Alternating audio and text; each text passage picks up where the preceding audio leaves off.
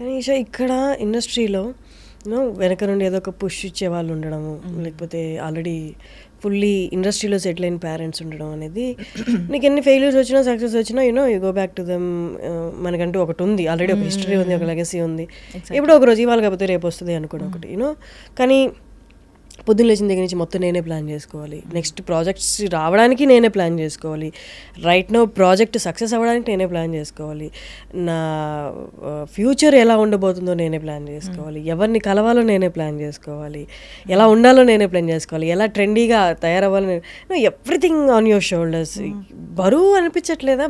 ఇదంతా కొన్ని రోజులు చాలా, ఇంకా ఈ బరువుని ఎవరో ఒకరు మోసుకునే వాళ్ళు, నాతో పాటు మోసే వాళ్ళు ఉంటే బాగుండి అనిపించదా? Oh my God, you actually spoke my heart. అంటే అలవాటైపోయింది నాకు అది, బేసికలీ అలవాటైపోయింది. నేను ఇండస్ట్రీకి వచ్చిన కొత్తలో మా డాడీకి నచ్చేది కాదు, ఎందుకంటే టైమింగ్స్ చాలా ఆడ్ టైమింగ్స్ ఉండేవి. నేను మోడలింగ్ చేసేటప్పుడు 11-12కి అయితే మేము అమీన్పూర్ అని చాలా లోపలికి ఉంటుంది అది. ఇప్పుడు బాగా డెవలప్ అయిపోయింది, but still it's far only. So అది మేము మా ఇంటికి మధ్యలో చాలా ఒక డార్క్ రోడ్ ఉంటుంది, సో భయం ఉంటుంది కదా పేరెంట్స్ ఆబ్వియస్లీ. అండ్ మా డాడీకి అసలు నచ్చేది కాదు, బట్ నాకు చేయాలని ఉండేది. మమ్మీకి చాలా ఇష్టం, కానీ డాడీకి నచ్చదు కాబట్టి ఎప్పుడు ఎక్స్ప్రెస్ చేసేది కాదు. బట్ నేను ఎక్కడికన్నా షోస్ కానీ ఎక్కడికన్నా రమ్మన్నా మంచిగా తయారయ్యి రావడం మమ్మీకి చాలా ఇష్టం. సో ఒక విధంగా అంటే డైరెక్ట్గాను ఇండైరెక్ట్గాను తను ఉన్నంత టైం వరకు షీ సపోర్టెడ్ మీ అలాట్. అంటే నువ్వు ఇలా, అంటే నా ఫస్ట్ సినిమా రిలీజ్ అవ్వగానే షీ వాజ్ లైక్, ఓకే నువ్వు ఇలా ఇక్కడ ఇలా యాక్ట్ చేస్తే బాగుండేది, ఇలా చేస్తే బాగుండేది. సో మా మమ్మీ యాక్చువల్లీ చిన్నప్పుడు ప్లేస్ చేసేవాళ్ళు.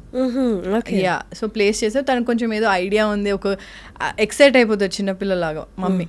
మా డాడీ కొంచెం ఎక్స్ప్రెసివ్ కాదు, ఇష్టం ఉన్నా ఆయనకు నాకు తెలీదు. సో ఎందుకు మళ్ళీ వీళ్ళు హైపర్ అయిపోతారు, నాకు నచ్చిందంటే అలా ఉంటారు డాడీ. కొంచెం తెలుసు కదా డాడీస్ కొంచెం రిస్ట్రిక్టెడ్ ఉంటారు. So but anyways my mom use to like a lot. So ఏదున్నా సరే, ఇప్పుడు నాకు షూట్ అయిపోయి, అంటే మనం షూట్లో చాలా చూస్తూ ఉంటాం కదా, ఏదో గొడవలో ఏదో సంథింగ్ వాట్ ఎవర్. సో మా మమ్మీ దగ్గర వెళ్ళాక మా మమ్మీ అంటది, నువ్వు రా, నీకు నచ్చింది నేను వండి పెడతా, నీకు ఇవన్నీ చేసి పెడతా అని. ఇవన్నీ నాకు పులిహోర అంటే చాలా ఇష్టం అనమాట. సో నీకు పులిహోర వండి పెడతాను, నీకేమన్నా ఎప్పుడన్నా మనసులో బాగాలేకపోతే నా దగ్గరకు వచ్చేసేయి, ఇట్లా ఉండేది. నేను ఏంటంటే నాకు షూట్కి దగ్గర అవుతుందని నేను, అంటే మనకి దూరం ఉండేవి కదా షూట్స్, అప్పుడు పక్కన నా ఫ్రెండ్ ఉంటే వాళ్ళ ఇంట్లో ఉండేది అనుకోని రోజు. సో మమ్మీకి ఎప్పుడైనా నువ్వు ఫస్ట్ వచ్చేసి ఇక్కడికి. So it's not about money, it's not about power or fame or anything, it's about అంటే మన వాళ్ళు అన్నది ఒకటి ఉంటుంది కదా. I think that I miss. But I have my dad, I have my sisters, I have my niece, nephew. నాకు మా చెల్లి వాళ్ళ కూతురు అంటే పిచ్చి ఇష్టం, మా అక్క వాళ్ళ కొడుకు అంటే చాలా ఇష్టం. సో నేను ఎప్పుడు వాళ్ళ దగ్గరికి వెళ్ళగా, అది ఇంటికి వెళ్ళంగానే వేక్ష అని అనగానే అది వచ్చి come I will give you a hug, come అని చెప్పి పట్టుకొని నాకు మంచి లిప్ కిస్ ఇస్తుంది. మా మమ్మీని చూసినట్టే ఉంటుంది. అంటే సడన్గా you see your mom's warmth and love, right? So I see it in my my sisters, yeah, it's his daughter, and also I felt very nice. It's like my mom has come back. So నాకు బాగా అనిపిస్తుంది. And it's like a big family నా. మా అక్కకి ఒక కొడుకున్నాడు, మా చెల్లికి ఒక కూతురు ఉన్నారు, and it's all my brother in laws. My dad is having good time with grand children. So yeah, is having fun. So I'm happy. మా మమ్మీ కూడా ఆబ్వియస్లీ చాలా హ్యాపీగా ఉండేది. మా మమ్మీకి ఎప్పుడు నేను ధైర్యం చెప్పేదాన్ని. And she use to feel, because she was diabetic కదా, మధ్యలో she use to feel very low.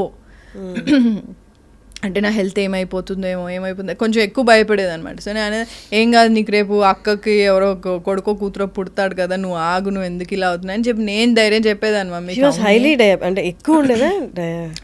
అంటే ఇప్పుడు మనకి మెంటల్ హెల్త్ గురించి అవేర్నెస్ వచ్చింది, అప్పట్లో ఏమీ ఉండేది కాదు, ఏమి నథింగ్. ఇప్పుడు మనం ఓపెన్గా మాట్లాడుతున్నాం చాలా వాటి, అలా ఉంటుందని కూడా తెలియదు. సో ప్రాబ్లీ తను ఏంటి అంటే, my mom is my inspiration. ఎందుకు అంటే మేము అంటే మరీ లో మిడిల్ క్లాస్ ఫ్యామిలీ, క్వార్టర్స్లో ఉండేవాళ్ళం. My dad use to get 500 rupees salary, 3 పిల్లలు.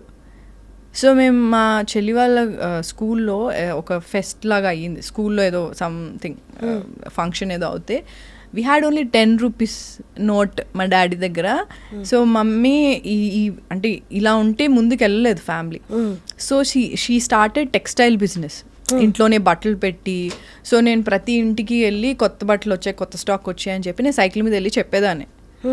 సో మనీ కలెక్షన్కి కూడా నేనే వెళ్ళేదాన్ని. మళ్ళీ మమ్మీ ఎప్పుడు నన్నే చూస్ చేసుకునేది. బట్టలు మడత పెట్టడానికి, ఫోల్డ్ చేసి కవర్లో పెట్టడానికి అక్క చెల్లి చేసేవారు. సో నేను సైకిల్ మీద వెళ్ళడానికి నేను వెళ్ళేదాన్ని. కొత్త స్టాక్ వచ్చినా మమ్మీతో పాటు, అదే మమ్మీ బట్టలు కొనడానికి వెళ్ళినా హోల్సేల్లో తీసుకొని రీటైల్లో అమ్మేదన్నమాట mummy. So she started that business because ఇంట్లో గడవాలి కదా అని చెప్పి స్టార్ట్ చేసింది. సో నేను మా మమ్మీని చూసి ఎంత కష్టపడేదో చూసి, ఎక్కడైతే బట్టలు కొనేదో వాళ్ళందరికీ హిందీలో మాట్లాడేవారు. మమ్మీకి హిందీ రాదు, తెలుగులో మాట్లాడి డీల్ సెట్ చేసేది. తెలుగులో మాట్లాడి అక్కడ అంటే అప్పుడు 50,000 1 lakh అంటే చాలా ఎక్కువ కదా. సో అక్కడ ఈ 50,000 1 lakh పెట్టి ఒక 25,000 ఇచ్చి ఈ 1 lakh సరిపడా గార్మెంట్స్ తీసుకొని వచ్చి అవి అమ్మి మళ్ళీ వెళ్ళి వాళ్ళకి కొంచెం మళ్ళీ డబ్బులు కట్టి మళ్ళీ అంటే ఇట్లా రొటేషన్ చేస్తూ ఉండేది.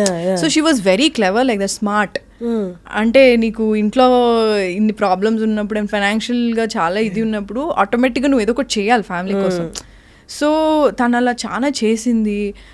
అండ్ మెల్లగా మాది ఫైనాన్షియల్ స్టెబిలిటీ పెరిగింది. ఇంట్లో ఒక గోల్డ్ చైన్ వచ్చింది.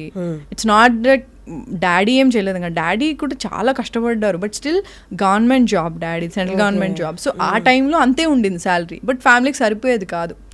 సో గ్రాడ్యువల్గా మాది ఫైనాన్షియల్ స్టెబిలిటీ మెల్లగా ఒక మిడిల్ క్లాస్కి పెరిగింది, వచ్చింది. So she always my inspiration.